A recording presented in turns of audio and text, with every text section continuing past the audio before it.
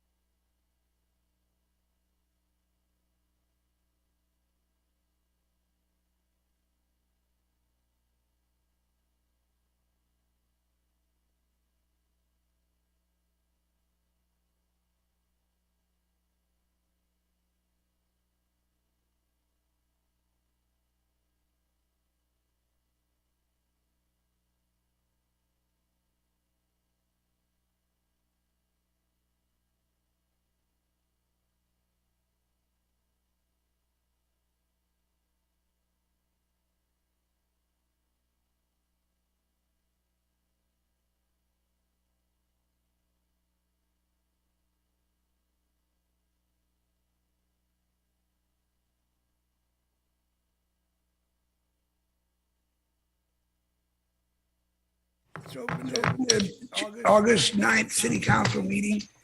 And Tom, could you report out on a closed session? Yes, the council did meet in closed session at 5:30 PM to have a general discussion about the senior civil engineer position. While there was a discussion, there was no reportable action that was taken at the meeting. Okay, let's stand for the pledge and then please stay standing for the prayer. Pledge allegiance To the flag of the United States of America and to the republic for which it stands, one nation, under God, indivisible, with liberty and justice for all.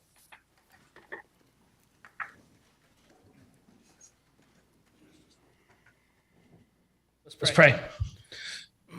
Heavenly Father, it is a blessing and an honor to be able to come here today, Lord. We thank you for how richly you have blessed the city of Ripon and us able to be a part of it, Lord. We just pray that there would be wisdom here today and that everything that would be said would be honoring and glorifying to you, Lord. And just thank you for the men and women willing to put time and effort into to be a part of the city and what's going on. We pray for the people inside the city, for our first responders, for those that are willing to put their life on the line, for those in need. And just thank you for this opportunity. In Jesus' name we pray.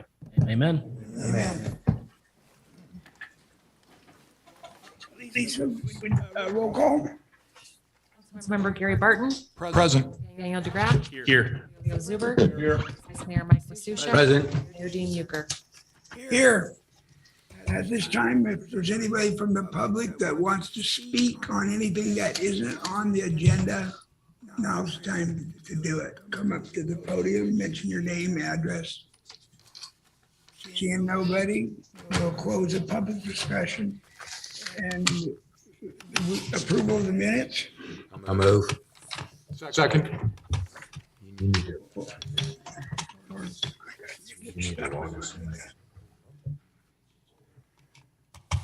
Yeah, that's for both sets of minutes, right, Mike? Correct, for June 9th and for the Okay, there we go. July 12th. Okay, approval of the agenda as posted or amended. Yes. One, Here up to the agenda. Approval of the agenda. Yeah, so I'll make a motion to approve the agenda. as amended. Second. Councilmember Zuber, what are you pulling? 1.3B. Thank you. Okay.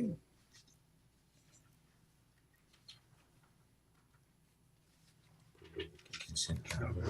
Okay, and then that's ask for approval of the consent calendar. As amended. I'll make a motion, we approve the consent calendar as amended. Second. Gary, did you want Well, to let's, talk on something first? Go ahead. Go ahead, Yeah, okay. Thank you.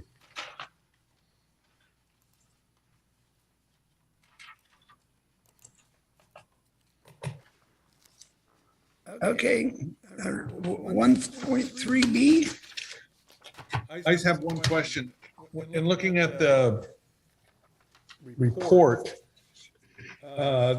there's still about $5 million in that series of accounts that are for streets and roads.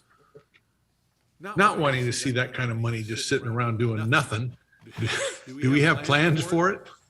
Yeah, so first of all, the $5 million is made up of two different funds. One is our Street and Road Operating Fund, which has about $3.4 million in it, and the remaining balance is the Street and Road Reserve Fund that the council sets aside 33% of each year's general fund surplus. So that makes up that $5 million. And you're exactly right. We normally don't have, in the operating fund at least, we normally don't have $3.5 or close to $3.5 million in that fund. The reason we have that kind of money there is because we were anticipating the city in our street and road operating fund was going to pay for the reconstruction on Stockton Avenue. Fortunately, we received grants to do that work, and I think we paid $60,000, less than $100,000 of city money towards the reconstruction of that roadway. So now we have a unique problem, a good problem, if you will, is spending the rest of the $3.5 million. So we do have a 3-year plan to do that. about $2.8 million is going to preventive maintenance projects. These are like the 3-layer systems that we've been doing, like on Mulholland Drive and an overlay on River Road, but close to $2.8 million in various areas of the city are going towards those projects. And then we also have about $2.7 million going towards reconstruction projects. It's where we completely tear out the road and put in a new base and new roadway. And that's on Cobblestone Court and on Locust Avenue between Main and Second Street. All right. Thank you. You're welcome. Unless there are any other comments, I'll move to approve I think 1.3. Gary wanted. Yes, I have a comment. Thank you, Mr. Mayor. These consent calendar items typically don't get a lot of comment. I thought a couple of them merited some because they rarely do get commented on here. And that's these fund transfers that are the result of a city that is run in a conservative fashion, that's run in a fiscally responsible way by our staff. A city that's been given direction over many years by council, by previous councils. We are the beneficiaries of that. The city is beneficiaries of that. I can think of any number of cities in our area that would love to have a consent calendar item with significant amounts of dollars transferred, and it essentially gets no mention. So I'm very appreciative of that. I know our town is. And I look forward to that kind of responsibility continuing in the years to come.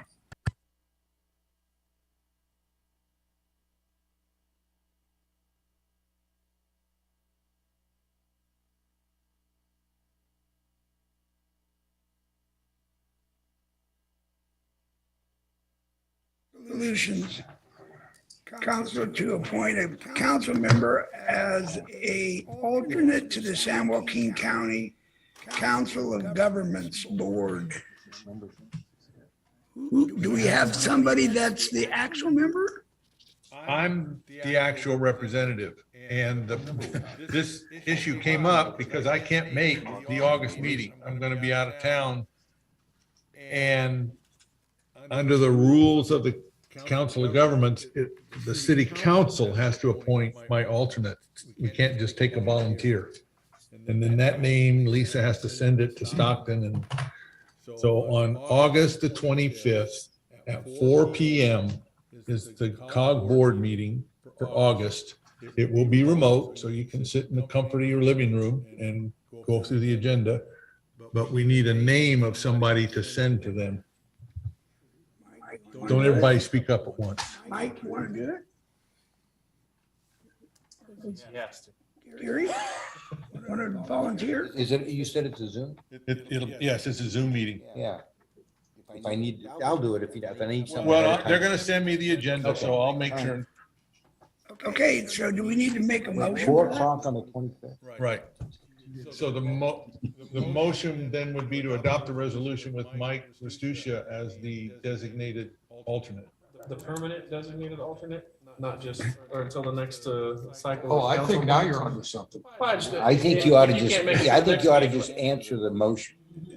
I don't mean Yes. permanent forever. I just No. mean throughout Leo's term. I mean, unless you don't want to do that, but do we want to have this Well, I- resolution every time? Yeah, I think what we ought to do, and it used to be there, I was really surprised when I checked with Lisa and there wasn't a name, because it used to be when the mayor made that appointment, there was a representative and an alternate, but that somehow faded away.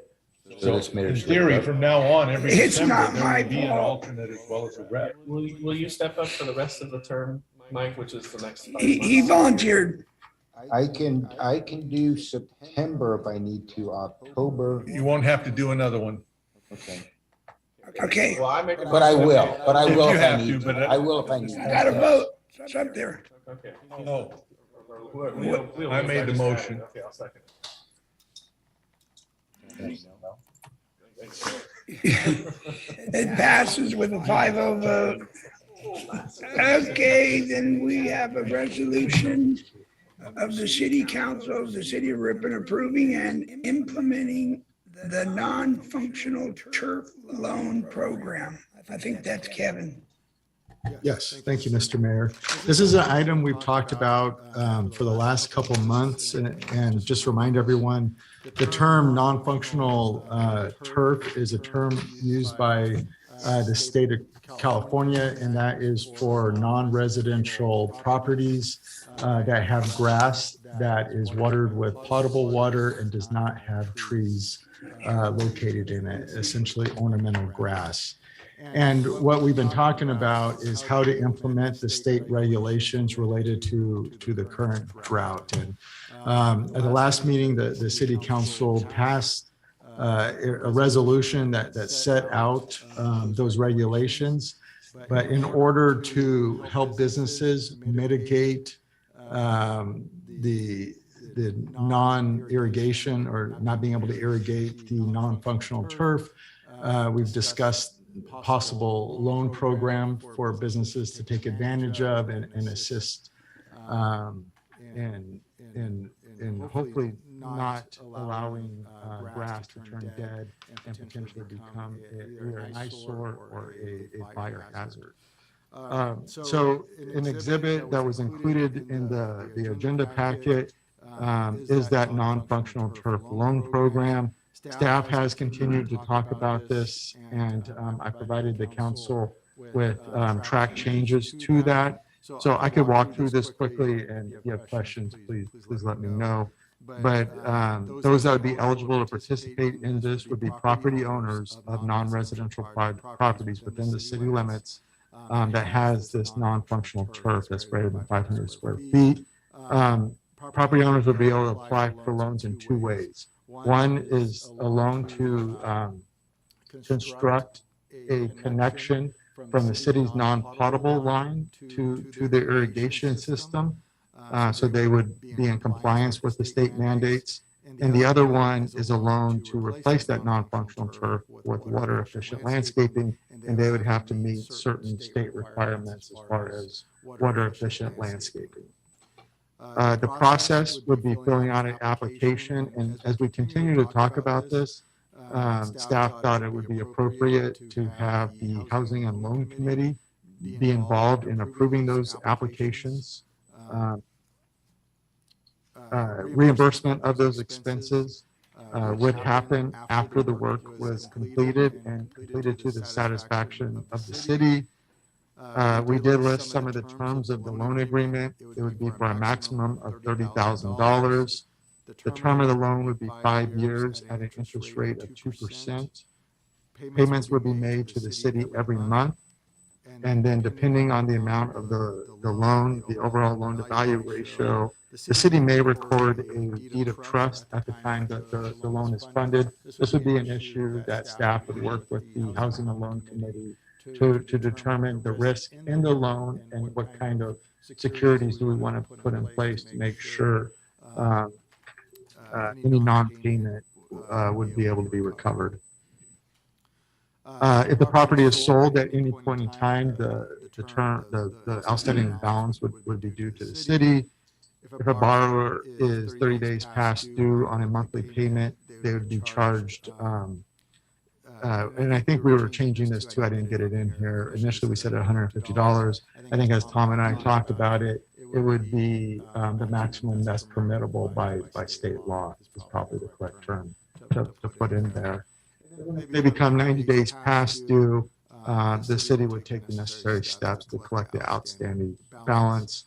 And you can see the added language at the end of that, that would include but not limited to a breach of the loan agreement and essentially being able to take them to court to recover the outstanding balance.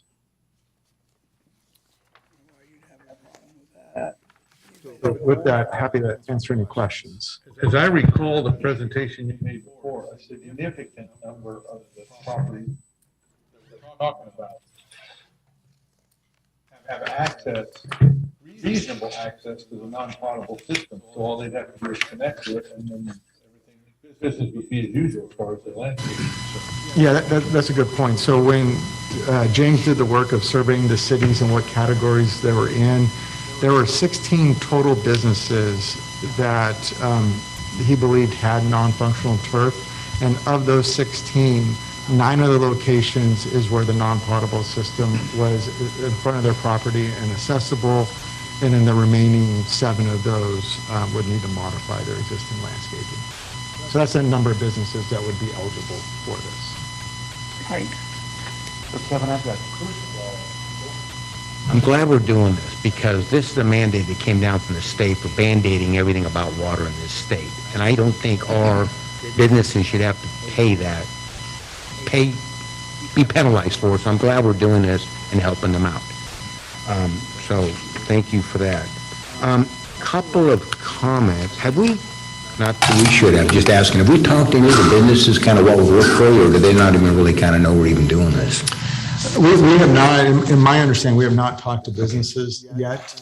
It is our plan, once we start going out, to let them know what position they're in. You know, if they have non-potable water, if they have trees, what are the rules that they need to be following? So we are going to give them that information. But if they're in this category that they're eligible for non-functional turf lawn, we'd give them that information at that time as well.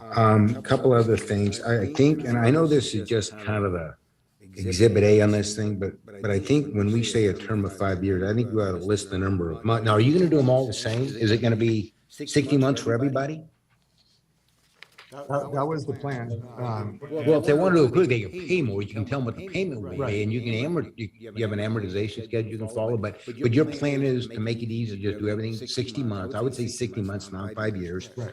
I would say it's fully amortized because I've seen these things before. If they're not clear, Tom's shaking his head. So, and the other thing that I would say is I think we need to be really careful about taking a deed, because if there's a default, the default on the first, we get foreclosed out, we got an unsecured second, we just got like an unsecured loan. But a lot of these people may not even own the properties, and the landlords aren't going to give you a deed. So it may be a UC, I don't know what a UCC finally gets you on, pipes and stuff like that. But I think those are things we can talk about later on. I'm just glad we're doing something. Now, are we going to do any underwriting of the business to make sure they can make payments? I mean, kind of in respect out of them lending money, all of a sudden they default because they can't make payments, but they think they can?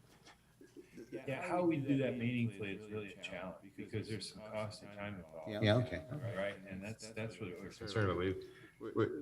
You have sort of the broad framework of the program, the loan program here, but on an individual basis, that's why we said the Housing and Loan Committee are probably the right people to sort through some of those issues. Being a banker, I ask all this, do we run a credit report? Do they come in and validate, yes, I have the income and I can make payments, and we accept that as, okay, so we can talk about all the We're a details step later. above state Okay, aid. all right. But I think it's a good thing, and I appreciate you guys bringing this up. That's it. All done. Now, I've got a Thank comment. you. We can also remind the businesses that if they just plant some trees, they don't have to worry about any of this. I don't want to discourage them from hooking up to the non-potable system.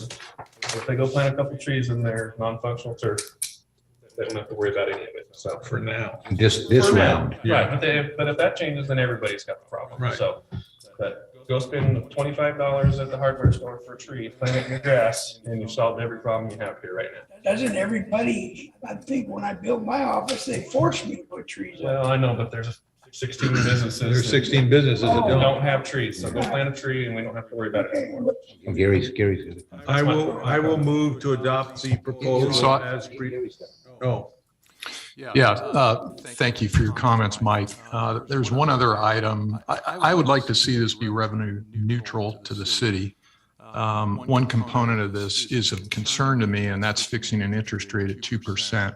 We're in a volatile interest rate environment. And I'd like to see, I don't want it to be complicated, but something maybe with a LIBOR base and a 2.25 bump to that, reviewed annually.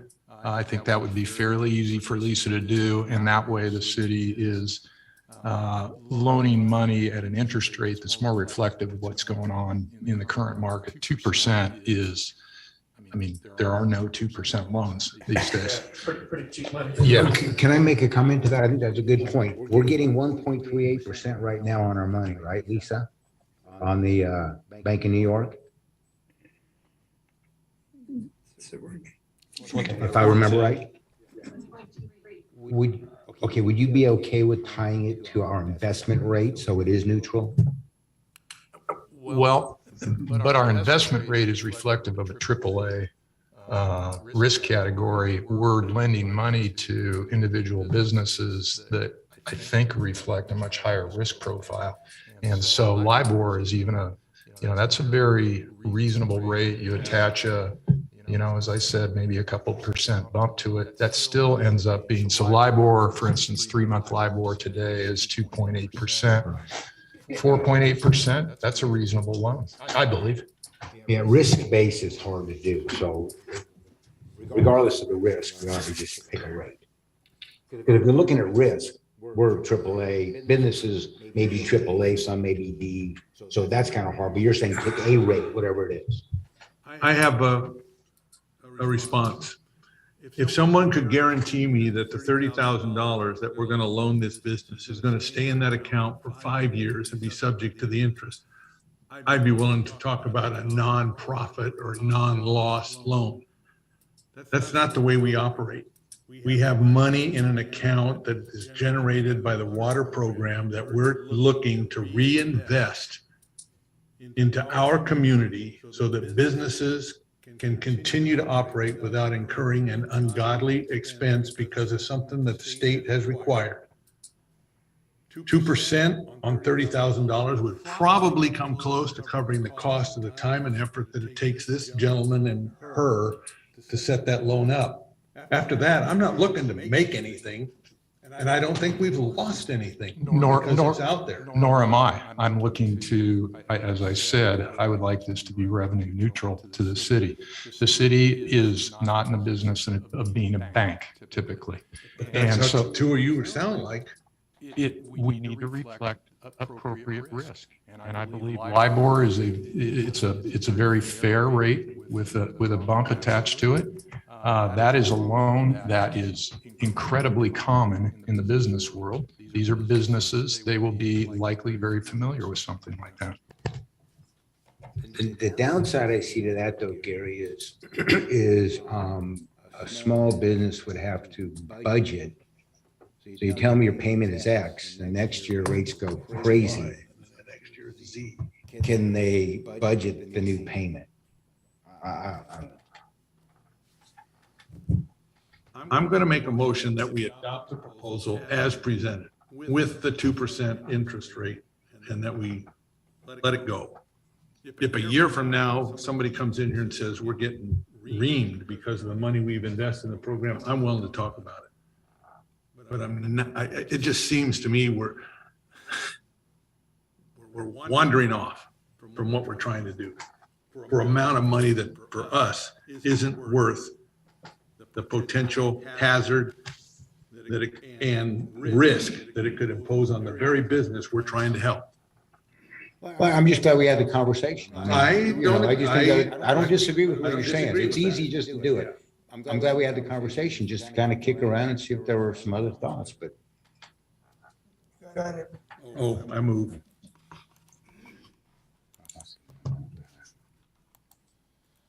You may get a few bucks out there and that's about it. Yeah. It passes with a 4-1. Moving on. Okay, we're going to public hearing, conditional use permit and planned unit overlay, the terrace of Bethany Home. I have a conflict of interest precludes me from participating tonight. We'll call you when So we're I- done. So I get to introduce my old friend and colleague, Dan Oh. Schroeder from the law firm New Miller and Beardsley. He is our conflict counsel. Dan represents a whole slew of public agencies, including he is the city attorney of the city of Houston. So I know you'll treat him as nicely as you treat me. And I will rejoin the meeting once you're done.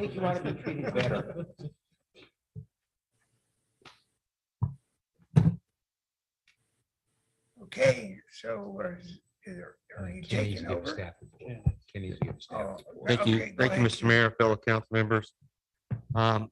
What's in front of you here this evening is a request to construct a roughly 107,000 square foot, 3-story, 82 unit residential care facility at the corner of Vera and Main Street. The actions that we would be asking for you to take this evening would be approval of a conditional use permit for the project, approval of the planned unit overlay district, and then adoption of the required CEQA compliance documents. The staff report was quite large. If you guys have had an opportunity, hopefully, to read through that, I'm not going to go through all of that. We did that for the Planning Commission. The Planning Commission did hold a public hearing regarding this project at the July 18th Planning Commission meeting, and gave the public an opportunity to comment on the proposed project. At that meeting, during the public comment, one resident came forward in favor of the project, just requesting that maybe they look at doing some parking spaces for golf carts and electric vehicles on their site. And after that comment, no one wished to speak in opposition of the project. At that meeting, the commission did take action with a 5-0 vote to recommend that the city council approve the project with the approvals that are in the staff report here this evening for you. So I won't waste a lot of time going through the staff report. Hopefully you've had a chance to review it. I will be happy to answer questions. I know the applicant is here too, if you have other questions that I can't answer. I do have some photos to put on the screen if you guys are interested in looking at those. So at that, I'll turn that back over to you, Mr. I Mayor. have one question. Can I have one question before we move on? The question I had, there's a lot of conditions in there, which is good. This is a great looking project. I think this is going to be absolutely excellent. Do they know what the conditions are? Can they all be met? They do know what the conditions Okay. are, yeah, and they've agreed to all the All conditions. right, good. Any more questions? Open the public hearing. We're gonna open up the public hearing for anybody in the public have anything to input. Nobody getting up? Close that. We have a motion? I'll make a motion that we. I have a comment. Oh, sorry. Yeah. Ken, I have one concern. I think this is a great project. I agree with Mike. The concern is related to parking, and I know that I think it's the 82 spaces exceeds what would be required. So help me with this. There are going to be, hopefully, a number of visitors to this facility, to the residents there. And those folks will be parking on the street or somewhere adjacent to this facility. How do you envision that working? Well, like I said, within the staff report, it does talk about parking of the project. A residential care facility of this size or the amount of rooms that they have don't require one parking space per room. They are providing actually one parking space per room. That doesn't mean all the residents there would have a car. So they would have the ability to park in some of the off-street parking. Off of Vera, there's some spaces there that are uncovered. There's some also parking spaces at the main entrance where there is the portico share where they can drop off people. So there's several parking spaces there. And then there will be an ability to park on street on the west side of Vera. And then we will be reviewing what might be allowed on the east side of Vera. There might not be any parking allowed from their driveway all the way to Main Street. That is something that we will be looking at as construction is occurring. The traffic report with the project recommended no parking along the east side of Vera because of the driveways and visibility. We kind of reserved that mitigation measure to look at it when the project is being built. You might be able to squeeze a couple in there and it might not impact the visual safety of the driveways. So we would look at that and make that decision at that time. So there is parking. Now, if everybody's got a visitor at the same time, there probably could be some parking issues. It's just, that's kind of. There with might every be project. several people that live in there that won't have vehicles too, though, right? Yeah, and that's what the parking ratios take into consideration when you look at a Right. facility like this. Very good. Thank you. I was about to, but any other comments? I'm good. Okay, well, with that, I will make a motion that we take staff's recommendation and adopt the mitigated neg deck. I'll gladly second that. Two more things. Approve the conditional use permit and the planned unit overlay district. And I'm happy to support this project moving forward. And I'll include those in my second. Thank you. Thank you. You read well. Thank you. That passes with the 5-0 vote. And moving on to the next public hearing, we have a zoning text amendment for TAS 22-46 training, in Title 16, Chapter 16.88, home occupation permit. Mayor, Oh, this yeah. is Dan Schroeder. We Let me need to go wait get him. for Tom to rejoin us. Yeah, do we need to? Yeah. Thanks for coming, guys. See you later. Go turn some dirt. I gotta knock the non-historical. Did you call Tom? Yeah. Kevin's getting. Oh. From that time up last meeting when I was out, you tend to wander down the hall. I usually just stand right behind the door, so.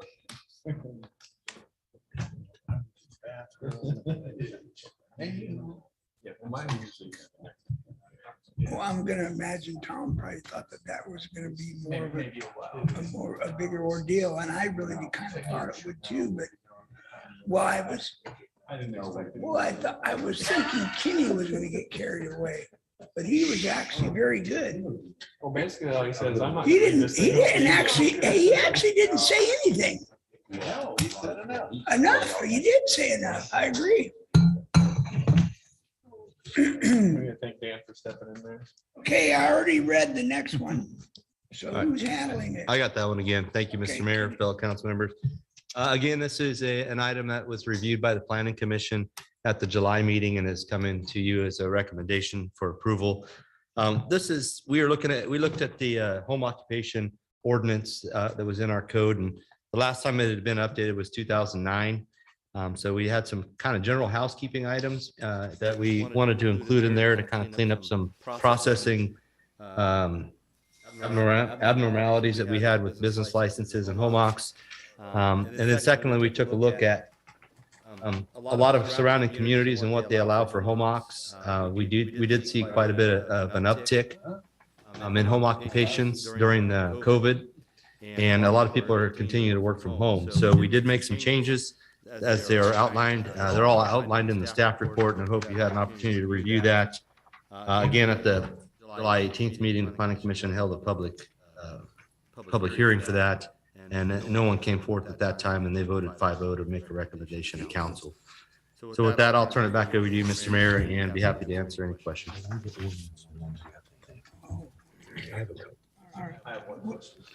Mike has, Go ahead. Go No, go ahead. ahead. Okay, so Ken, Mike, and Gary has one too. yeah, So Ken, the question I have is 16.88.045G.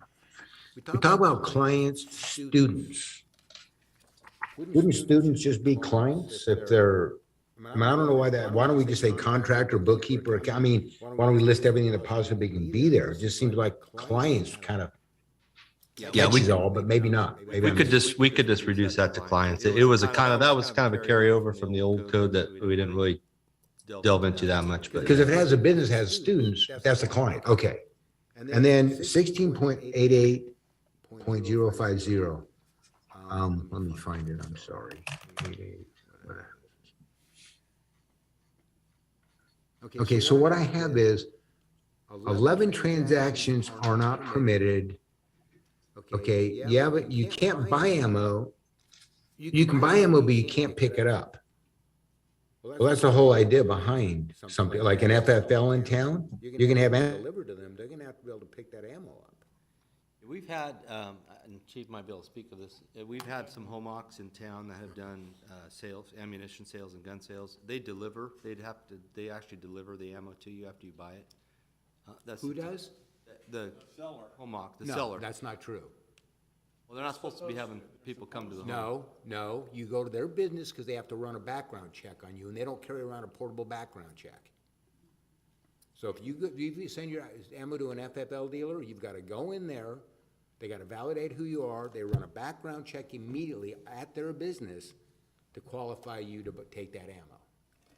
That's why I bring that up. Okay. They will not deliver because they're not going to carry around a portable background checker. Well, but if they ran the background check in their kitchen, verified that you were one, and then sent you home and said, we'll follow you and deliver, could they do that?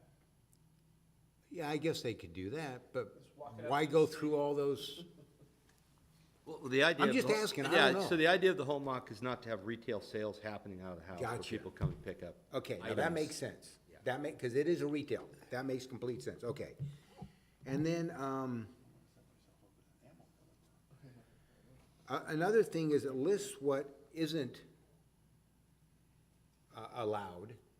What if something's on the list that's, somebody has a business that we haven't thought of to put in here? Yeah, so that gets down to the discretion of the director. I would have to, The catch-all. Okay, so who makes that decision? the director would make the decision. Okay. If I feel that it needs to go to planning commission because we just can't kind of come to an agreement on what that might be, it can go to planning commission. They can appeal my decision to planning commission. Gotcha. Okay, so, because I didn't see anything in here, because my next thing is there appeal process? I'm sure there is, but is there something in there? Did I miss it? Yeah, under, Okay, all right, okay. I read the whole thing, I didn't see it, good. under Thank you. application review, it's But, covered. but that retail piece answers my question then. Okay, thank you. Any other questions? Gary. Yeah, I have a question similar to Councilman Restuccia, and it's regarding same issue, sale of merchandise. So I was familiar with a home run business whose operator may or may not have been named Deborah. And she, as part of her business, may or may not have sold certain products to clients who came and visited her. So I understand you don't want a retail operation going on, but items that are incidental to the business and integral to the business, is that something that there could be some clause that, subject to your review, there could be items sold at one of these home businesses? Yeah, I think you could do something like that, because we do have an opportunity for clients to come to the home by appointment only. So Correct. if there's an appointment to come have a pickup of a product at the home, you could probably do something like that. It's not written that way currently, but that would control kind of more of somebody just coming in as a retail shop. Exactly. Someone showing up and Ex- just, hey, ex- I'm here to. Yeah, yeah. Show me what you got. Exactly. It's an appointment-based business. They're there to consult or whatever, and as part of that process, there is, some. That would cover the gun sales and ammo question that you had in mind. That's done And on, that would- that's done on an appointment And that would basis be as like well. me not being able to give someone a set of plans because, sorry, I can't make the sale here, right? So, yeah. You have to be able to do that if you're gonna work from home. Dan, you have? I do have a question. Under the appearance, and I know it's, you're not supposed to paint a big sign on your garage door saying, hey, my business is here, but the last sentence that we added there, a person standing on the boundary / property line of the property should not be aware of the home occupation. If you look through my front window, you can see my desk and see me working there, and technically, that's in violation of that, I would say, but I get that it's concerning the. Only if behind the desk it said, "Hi, I'm Daniel DeGraff, your friendly engineer." Well, You'd my have a problem. computer screen has my logo on it, so Just you'd be don't able let to it, see. don't But it's let it facing come you. out the window. I'm kind of facing the window, so. Well, close your drapes. Yeah, but that could be anybody. I just, doing I anywhere. know that's not the intent of what that says, but it could be read that way, I suppose, so, I don't know. It's just a question. I know it's a minor thing, but. I have a question in the same area about it not being obvious that it's a business. Is this complaint driven? Yeah, much like most of our code Well, enforcement is. And I will tell you, I have a problem with that. Because if I can convince him and him and him and him who live around me that to leave me alone, I can look like crud on the block. And yet, 3 blocks away is another guy, and his neighbor is not real happy with the fact that his trailer has his logo on it, so he complains. I've said this before, at a certain point, if we have a rule, then we need to accept some responsibility for enforcing that rule, and not waiting for the public. And we do send out notifications to neighbors for the home ox, obviously. That's kind of our eyes and ears, quite honestly. If your neighbor's not following the rules of the home ox, they're probably gonna be the ones that lets us know. The only other solution is to have code enforcement officers driving around and continually checking some of these, and I don't I'm not necessarily know we have necessarily staff. saying that it gets that formal, but Yeah. there are a lot of city employees out and about. And all I'm saying is if they see some guy who's got his yard trailer business parked in front of his house week after week after week, it'd be nice if they'd say something once in a while. That's all. Because I know what we're trying to do, and I support it 100%. But there are places, there are businesses in this town, it's pretty darn obvious what they're doing, and nobody's doing anything about it.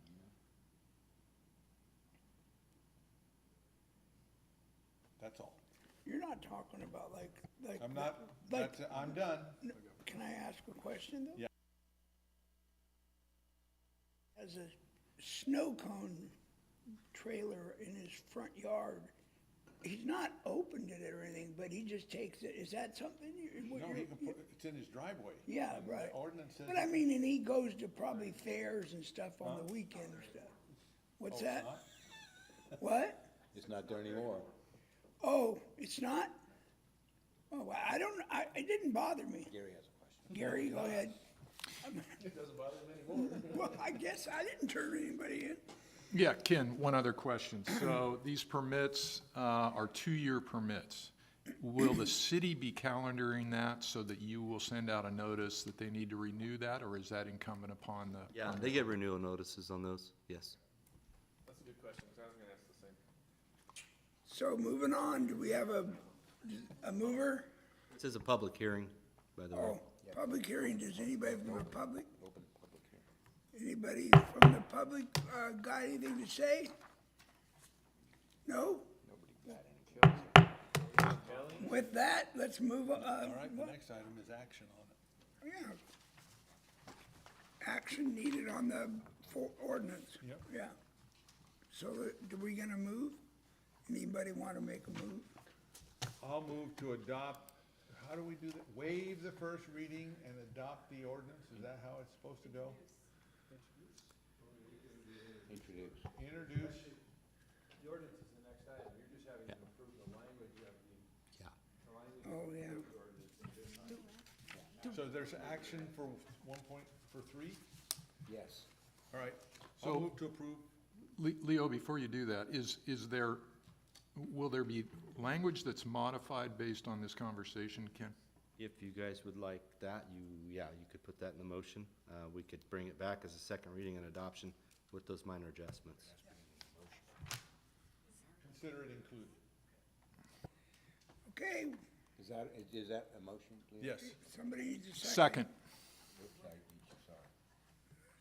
So did we take action on 3B, or are we just moving on? That to is the- 3B. That is it. That's We the just action. did 3B. What was the action? To approve the language as presented with the changes subject to the discussion that was held. Okay. Straightforward, right? You got that? Take good notes, Jake. And we hope Kim was taking notes. It passes with a 5-0 vote. And now I'm moving on to the ordinance. I don't think I really need to read that. It's just the same thing that we're dealing with. Ken, you got any more to say? This is where you would waive the first reading and Right. introduce the ordinance with the suggested changes. And I'll second that. Waive the first reading and adopt the introduced ordinance. It won't let me open the vote. No. Can you do that verbally? We switched the votes up there. Okay, We moved on sooner I than you guys moved. did. Leo moved, I second. and I'll call for a vote. Yes. Aye. Aye, Aye. 5-0. Thank you. Okay, moving on to the first reading and introduction of an ordinance of the City Council of the City of Ripon, amending Chapter 2.08, Administrative Officer of the Ripon Municipal Code. Who's got that one? My comment was about time. Okay, All it does is take. you can't make comments before the speaker don't speak. All we're doing is making the engineer report to him instead of us. I mean, that never made sense to me He anyway. has to report to himself instead of us now. But that never made sense to me anyway. So that's what I'm saying about time. All right, make a motion. So I moved. move that we waive the first reading and introduce the ordinance. The hell of a staff report. I'll second that. We know what it says. And that passes with a 5-0 vote. And we will now move on to reports. Chief? Yes, Mr. Mayor, Honorable City Council, members of the public. One announcement, tomorrow night at 7 p.m., we'll have Area of Responsibility 3 meeting for the public in our Emergency Operations Center, our community room. Everyone is welcome. Area 3 is south of Highway 99 and west of Vera. It'll be targeted towards that residential area, but it will also encompass other issues or goings on within our community. So everyone's welcome, and there'll be Sergeant Meese and his team will be there with the presentation. Ms. who? Kai? Yeah, just real quick, we did wrap up an extremely busy and successful summer for recreation in Ripon with all the camps, clinics, and programs, including bringing back last Friday our movie night that was canceled during COVID for the last couple of years. So good turnout there. You will see a lot of kids out in the parks. We've got record numbers for the Ripon Chiefs, Ripon Knights football, and then also we've got over 50 teams for soccer. And then staff, the next project that was approved in, your budget for 22-23, we will be tearing out the tennis courts and replacing them. So there is a bid package that staff will put together and eventually get that out. And that's all I have. Go. Ken? Yeah, a couple items. So Monday, we will have a planning commission meeting on the 15th. There's 3 items in front of the commission. One is a conditional use permit for Ripon Christian Schools. They're looking to move their bus storage and maintenance facility from their campus over there to the H&W construction yard as you come down the overpass there. Looking to convert some of that. They'll be putting in curb gutter, sidewalk, street lights, and improvements on the site with landscaping to do that. That's one of the items. Is that the whole parcel inside? No, so there's 3 parcels that H&W owns. They're purchasing 1.8 of an acre. It's got the shop on it and encompasses that area. The Eskeses are retaining 2 of the parcels. One has the office on it yet because he's semi-retiring and not quite sure he wants to fully retire, so he's keeping that for a little bit. Secondly, we will have a major site plan application for Ride 209. It's a fitness club that's looking to go next to Les Schwab over there, and the gas station currently under construction and soon to be car wash. They did finally pull their permit for the car wash. It's a 2-story facility there, looking to locate there. They're coming from Manteca, moving to Ripon. And the last item is the Gunnert property over off East 4th Street. There's about 7 acres. There's a mini storage or self-storage that's looking to locate in that location. So those are the 3 items on Monday. And if you're bored, come on down. Okay, Tom? Good job. Kevin? Good job. Last month, it's real quick. Last month, the city council requested some information on the water conservation enforcement. We're still putting that information together. James Pease has been out of the office for the last couple of weeks, so hopefully he's back next month and we'll provide that report to the city council at that time. Gary? Yes, so Councilman DeGraff and I had an event in late July. We call it Coffee with Council. As always, nicely promoted by Kelly and the Chamber. I think it was a success. We had I thought, a reasonably good turnout. It was an informal setting that allowed people to bring issues that were of concern to them to a couple people on the council. There were action taken after that fairly quickly, and so that was nice. And I think it might be something that 2 to 3 times a year, a couple folks from the council might want to do something like that. It does provide an opportunity, and as I said, a less formal setting than the council chambers for people to bring ideas and concerns. The second thing I wanted to mention is just a shout out to our current Miss Ripon, Briley Perez. Had the opportunity to get to know her over the last several months. She's really an exceptional young woman. The chamber did a wonderful job selecting her amongst, I think it was 15 different candidates. But she is really a credit to the city. It's fun to see her at the various events. She is incredibly poised and mature for a young woman.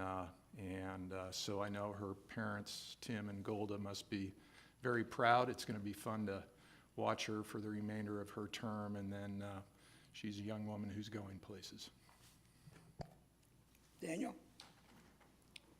Again, always a challenge to follow up with Gary, but thanks. As Gary mentioned, the Coffee with Council was, I believe, a successful event. I think the intent was that to try and mix it up, locations and council members. So, whoever's wants to go do that next time, don't sit on the right side of Gary, because he'll let you talk to everybody that has real concerns, and then he might, step off to the side. But that's my advice.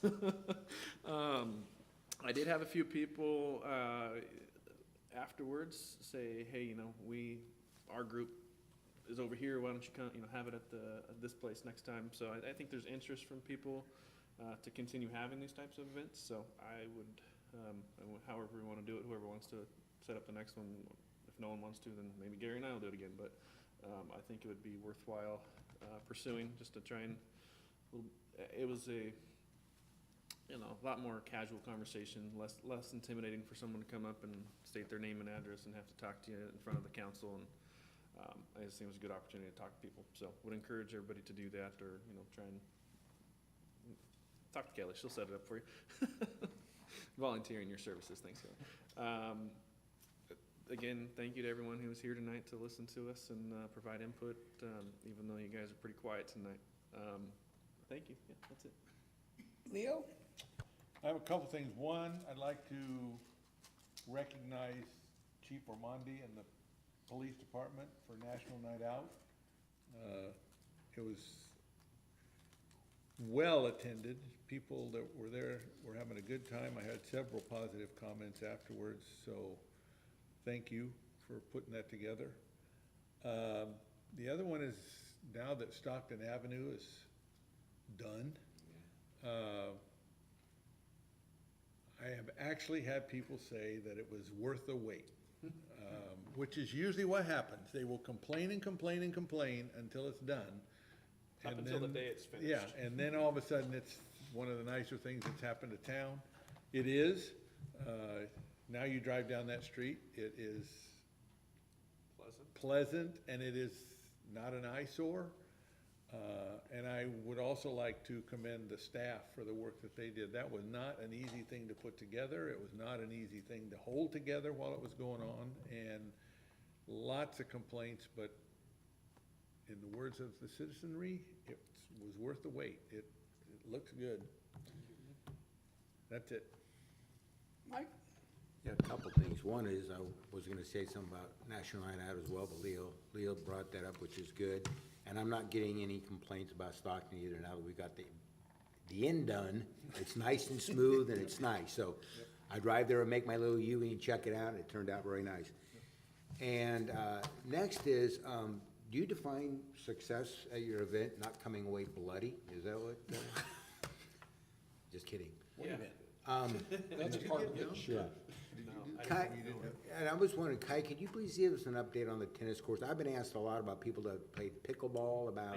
I did bring that up in my report, the last team that staff is working on putting together a bid that was approved in the last budget to tear out the existing tennis courts and do the asphalt surface.